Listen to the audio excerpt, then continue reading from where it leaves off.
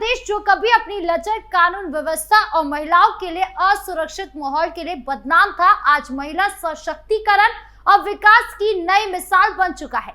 ये बदलाव संभव हुआ है मुख्यमंत्री योगी आदित्यनाथ की दूरदर्शी नीतियों और उसके 8.5 साल के शासनकाल में किए गए ठोस प्रयासों के कारण। दूसरी ओर समाजवादी पार्टी के नेता अखिलेश यादव के शासनकाल यानी 2012 से 2017 में उत्तर प्रदेश की स्थिति बेहद चिंताजनक थी। उस दौरान अपराध और अराजकता का बोलबाला था, जिसके कारण महिलाओं ना तो सुरक्षित थी और ना ही उनके लिए आर्थिक और सामाजिक अवसर उपलब्ध थे। योगी सरकार ने न केवल कानून व्यवस्था को मजबूत किया, बल्कि महिलाओं को आत्मनिर्भर बनाने के लिए कई क्रांतिकारी योजनाएं लागू की। ग्रेटर नोएडा में आयोजित यूपी इंटरनेशनल ट्रेड शो 2025 में प्रधानमंत्री नरेंद्र मोदी द्वारा स्वयं सहायता समूह की महिला उद्यमों में मुलाकात इसका जीवंत प्रमाण है। 5 महिलाओं की प्रेरक कहानियां न केवल उनकी व्यक्तिगत सफलता को दर्शाती है, बल्कि ये भी दिखाती है कि योगी सरकार ने उत्तर प्रदेश को कैसे एक सुरक्षित और प्रगतिशील राज्य में बदल दिया है। 2017 से पहले अखिलेश यादव के नेतृत्व में उत्तर प्रदेश में कानून व्यवस्था की स्थिति दयनीय थी। राष्ट्रीय अपराध रिकॉर्ड ब्यूरो यानी NCRB के आंकड़े बताते हैं कि 2016 में उत्तर प्रदेश में महिलाओं के खिलाफ अपराध के मामले देश मंद सबसे अधिक थे।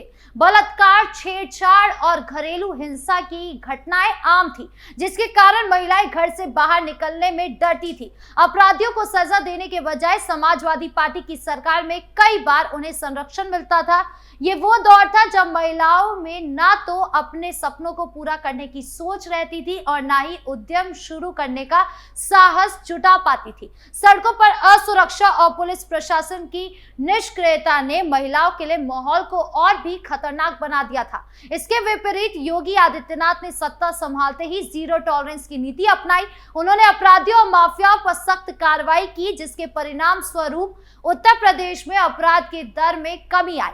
योगी सरकार ने पुलिस सुधार, महिला हेल्पलाइन 1090 और एंटी रोमियो स्क्वाड जैसे कदम उठाए, जिससे महिलाओं को सुरक्षित माहौल मिला। योगी सरकार की नीतियों का सबसे बड़ा प्रभाव महिलाओं के आर्थिक सशक्तिकरण पर पड़ा। अखिलेश यादव के शासन में महिलाओं के लिए आर्थिक अवसर सीमित थे।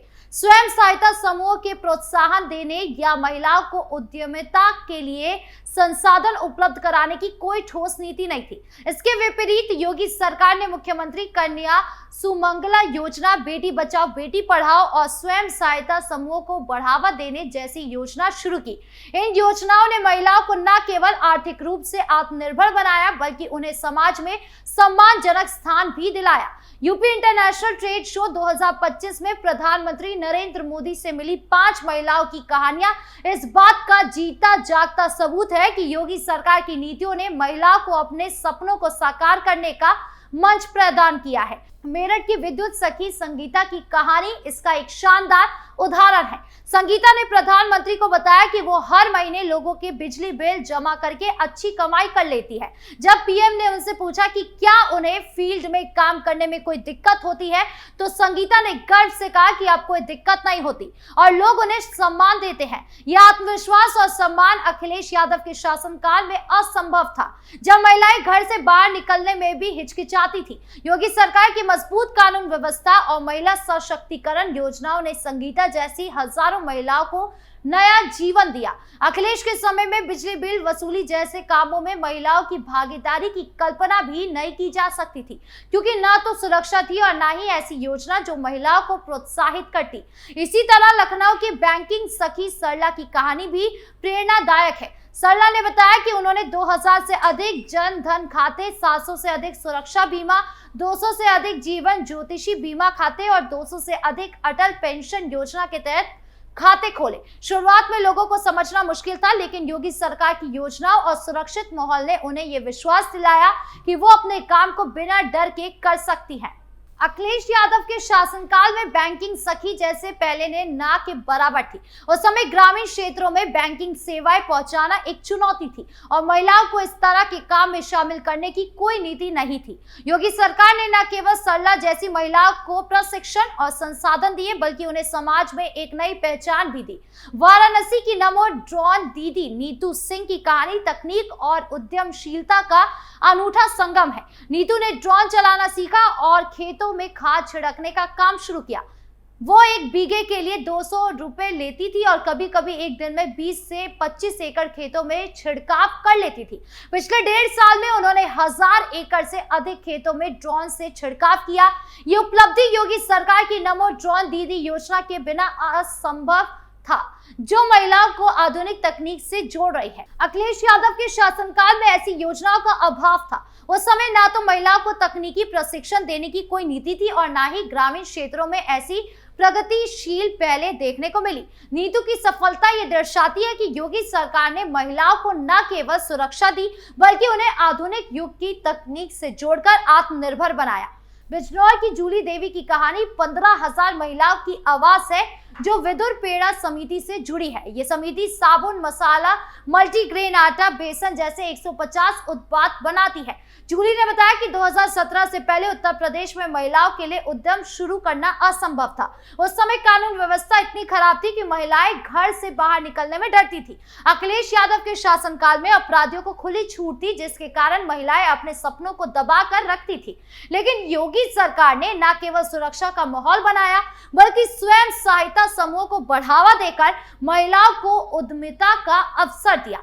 जूली और उनकी समिति की सफलता ये दिखाती है कि योगी सरकार की नीतियों ने महिलाओं को आर्थिक रूप से स्वतंत्र बनाया और उन्हें समाज में सम्मानजनक स्थान दिलाया। गोरखपुर की कौशल्या ने भी अपनी डेयरी उद्यम की सफलता से प्रधानमंत्री को प्रभावित किया। उन्होंने बताया कि वह हर महीने अच्छी कमाई कर लेती हैं। ये उपलब्धि भी योगी सरकार की नीतियों का परिणाम है, जिससे ग्रामीण क्षेत्रों में डेयरी उद्योग को बढ़ावा दिया। अखिलेश यादव के शासनकाल में ग्रामीण अर्थव्यवस्था को डेयरी उद्योग पर कोई खास ध्यान नहीं दिया गया। उस समय महिलाओं के लिए ऐसी योजना नहीं थी जो उन्हें डेयरी जैसे क्षेत्रों में आत्मनिर्भर बनाती। योगी सरकार ने न केवल कौशल्या जैसी महिला को आर्थिक अवसर दिए बल्कि उन्हें एक सुरक्षित माहौल भी प्रदान किया, जिसमें वो बिना डर के अपने उद्यम को बढ़ावा दे सकती थी। योगी आदित्यनाथ की सरकार ने उत्तर प्रदेश को विकास और महिला सशक्तिकरण का नया केंद्र बनाया है। उनकी नीतियों ने महिलाओं को न केवल सुरक्षा दी बल्कि उन्हें आर्थिक और सामाजिक रूप से सशक्त भी किया। दूसरी ओर अखिलेश यादव का शासनकाल उत्तर प्रदेश के लिए एक अंधकारमय दौर था, जो कानून व्यवस्था की कमी और महिलाओं के लिए अवसरों का अभाव था।